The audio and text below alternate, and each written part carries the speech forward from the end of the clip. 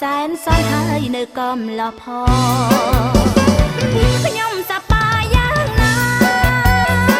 បានសង្សារបានដែរលេងនៅម្នាក់ឯងពេលញ៉ាំពេលគេលេងអបសង្ហើយព្រោះមានគ្នាខ្លងឆ្លើយព្រោះមានគ្នាគៀកកាយត្រូវតែស្បាយទុកមែន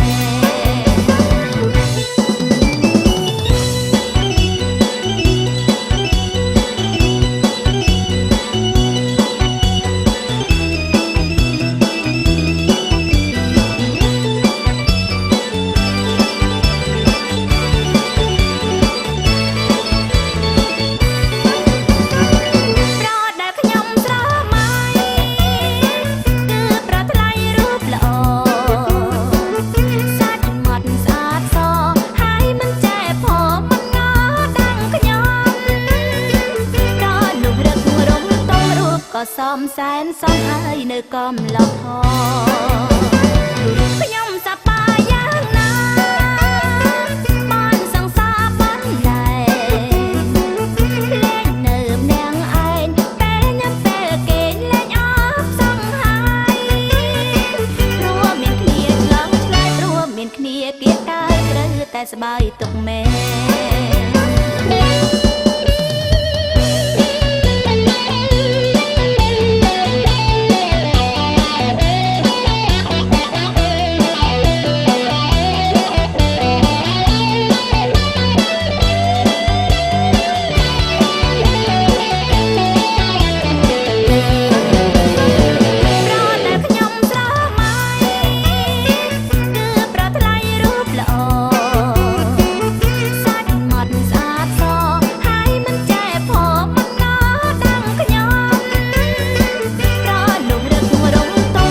ក៏សំសែនសំហើយនៅកំឡោះផង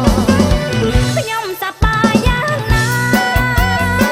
បានសង្សារបានដែរ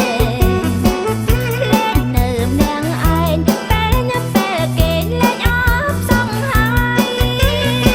ព្រោះមានគ្នាឆ្លងឆ្លើយព្រោះមានគ្នាគៀកកាយត្រូវតែស្បាយទុកមែន